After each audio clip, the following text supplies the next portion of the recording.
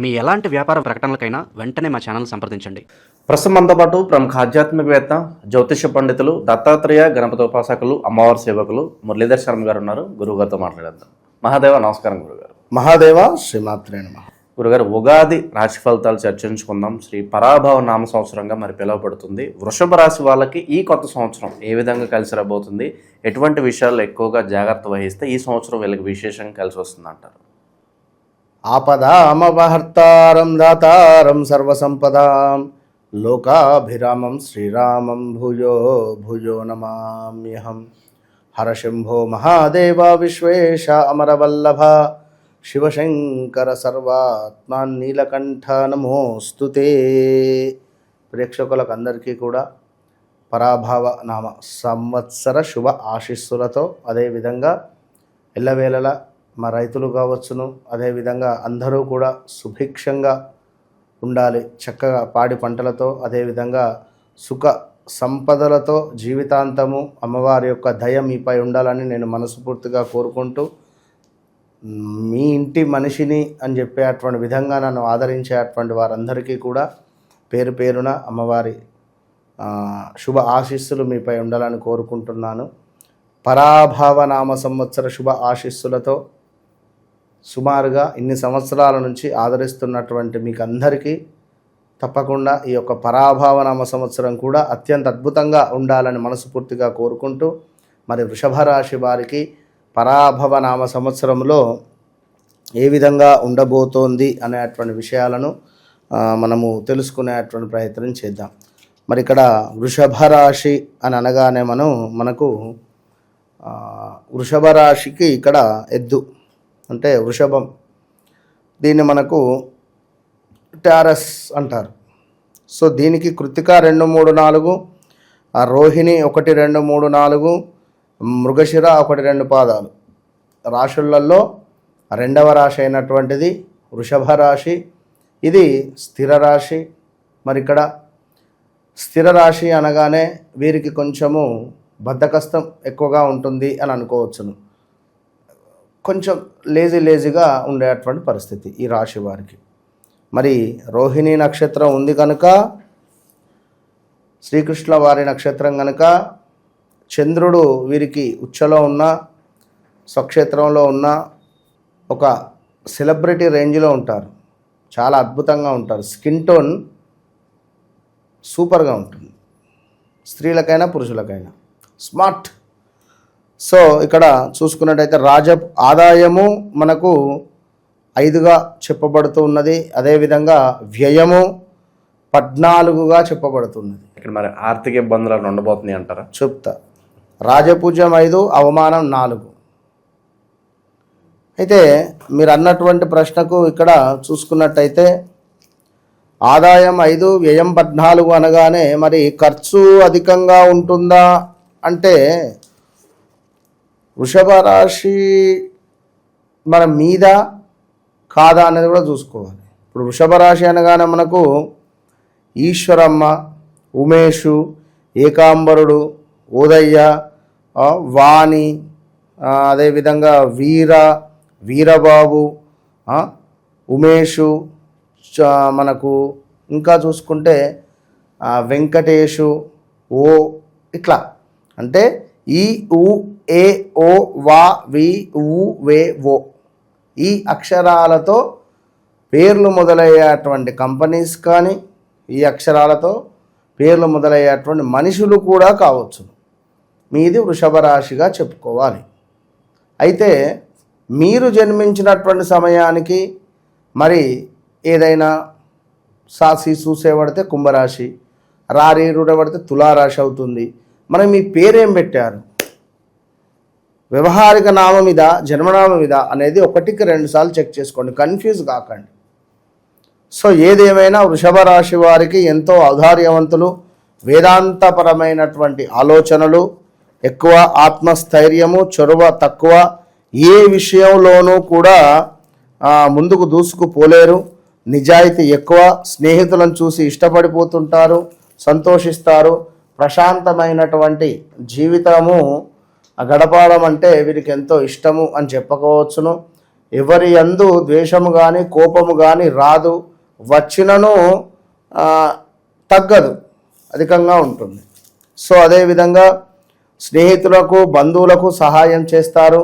అదేవిధంగా నూతన వస్తువులు, బంగారము, వాహనము, భూమి కొనుట, తీయని పదార్థములు భుజించుట అధికంగా, సమాజంలో స్థాన గౌరవము అధికంగా ఉండడము, కుటుంబంలో మరొకరికి సంపాదన మొదలయ్యేటువంటి పరిస్థితి, అది మీకు ఎంతో సంతోషాన్ని కలిగించేటువంటి సందర్భము అని చెప్పుకోవచ్చును.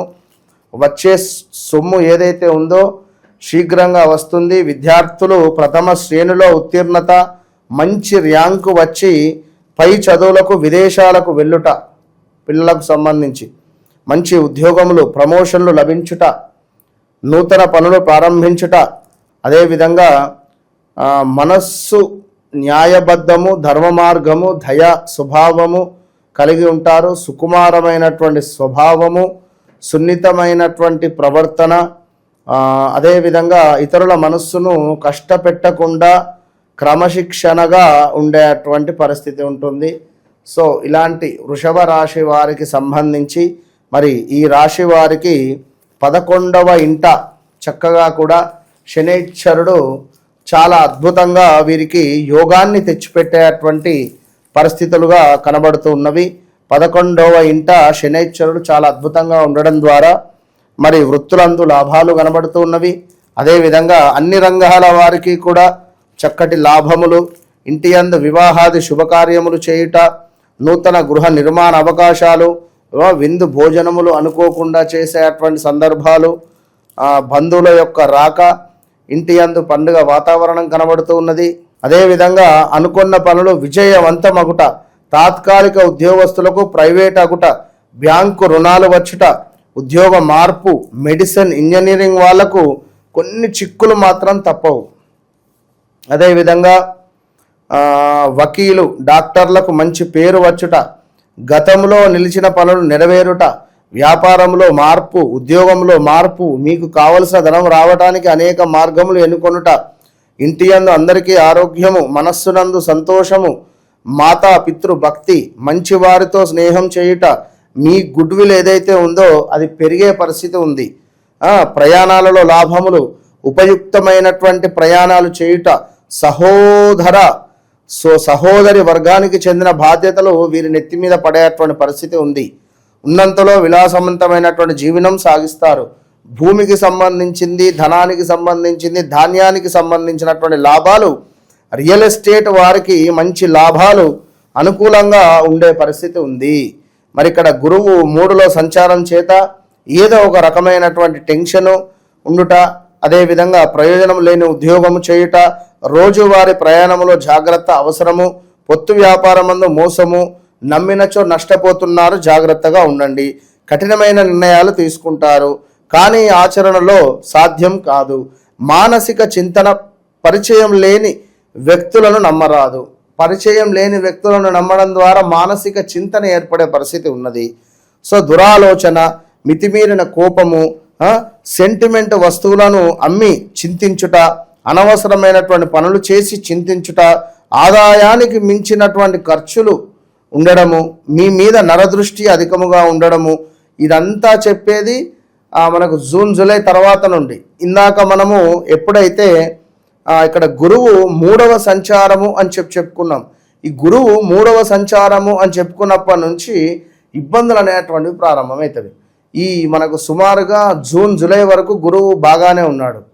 ఎప్పుడైతే గురువు మారుతున్నాడో మితిమీరిన కోపము, సెంటిమెంట్ వస్తువులు అమ్ముకొనుట, చింతించుట, అనవసరమైనటువంటి పనులు చేసి చింతించుట, ఆదాయానికి మించినటువంటి ఖర్చులు, మీ మీద నరదృష్టి మాత్రం భయంకరంగా ఉంది. వస్తువులు కొనకండి, స్టేటస్లు పెట్టకండి, మీది కానీ మీ పిల్లలది కానీ మీ భర్తది కానీ కారు కొన్నామని, బండి కొన్నామని, చీర కొనుక్కున్నామని, బంగారం కొనుక్కున్నామని, ఇలాంటివి ఎలాంటి కూడా మీరు స్టేటస్లు పెట్టకండి. ఇవాళ రేపు బంధువులు, పక్కని ఇంటి పక్క వారు, ఇంటి ముందు వారే ఓర్వలేని పరిస్థితులలో ఉన్నాము. ఇది కలియుగము అని గమనించుకోండి.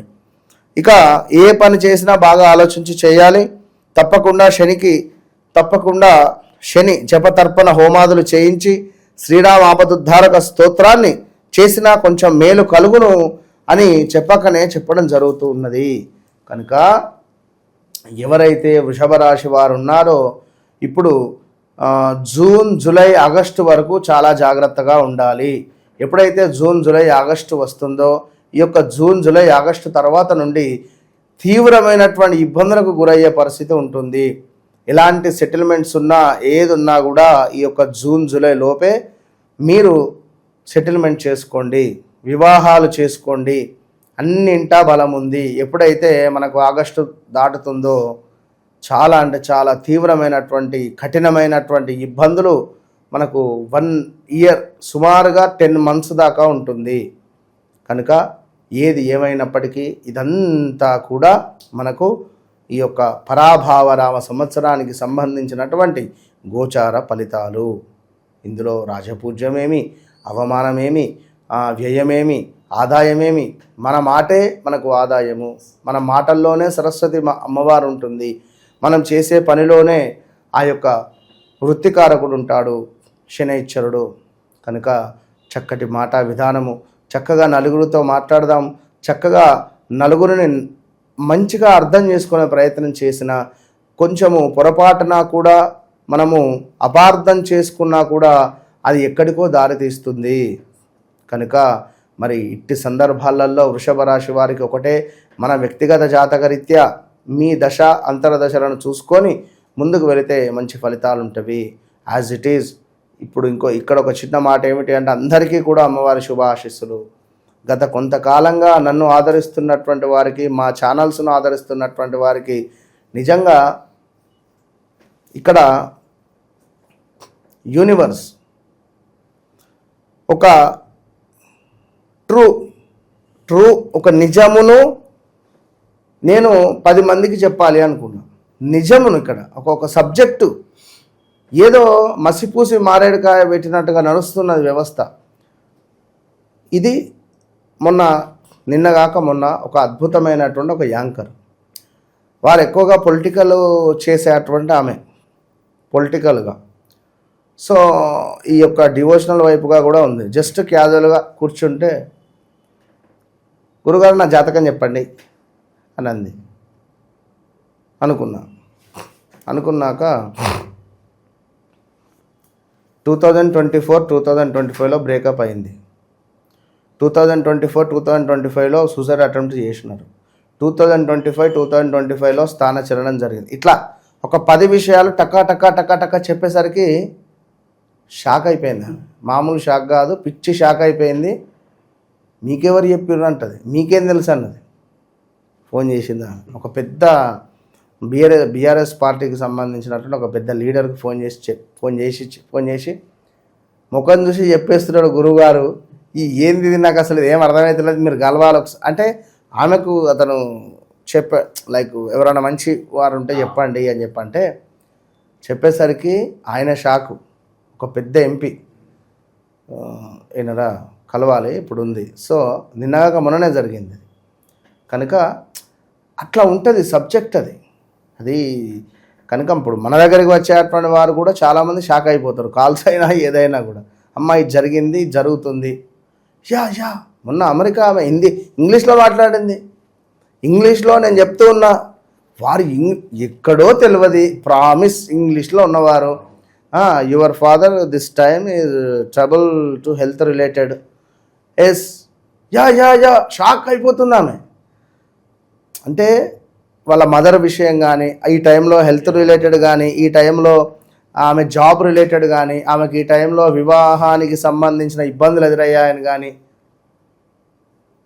భర్త అపాయింట్మెంట్ తీసుకున్నాడు, భర్త మన ఆయనే, తను అక్కడ అమ్మాయిని వివాహం చేసుకున్నాడు. ఇక చూడుగా అట్లా ఉంటుంది. కనుక ఏది ఏమైనా నిజమును మీ ముందుకు తీసుకువచ్చే ప్రయత్నంలో నేను ఇది ఒకటే చెప్తున్నా. నిజం ఏదో నేను ఇక్కడ ఉంది నేను చెప్పడం కాదు. పంచాంగం చెప్పడం వేరు, మీ జీవితంలో జరగబోయే చెప్పడం. ఇప్పుడు ఇందులో జరగబోయేది అని సందర్భంలో నేను అమ్మవారి ఉపాసకుని అని చెప్పి నేనే ఒక పీఠం పెట్టుకోవచ్చును, గుడి కట్టుకోవచ్చును, నా దగ్గరికి అందరూ రావచ్చు. సర్వే జన సుఖినో భవంతు. నాకుండే బాధ్యతలు బరువు నాకున్నవి. కనుక తప్పకుండా మీరు నిజం ఇది ఒకటే చెప్తున్నా నేను, నిజమును గుర్తించి నిజం వైపు అడిగేయండి. ఓపెన్ ఛాలెంజ్ చేసి చెప్తున్నా, మీ జీవితంను నిజంగా వితిన్ 3 to 6 monthsలో మార్చుతా అంతే. ఓవరాల్గా శ్రీ పరాభవ నామ సంవత్సరంలో ఈ వృషభ రాశి వాళ్ళందరూ కూడా ఏ విధంగా ఉంటుంది, ఎటువంటి జాగ్రత్తలు తీసుకోవాలో మంచి విశ్లేషణ అందించారు. ధన్యవాదాలు. మహాదేవ.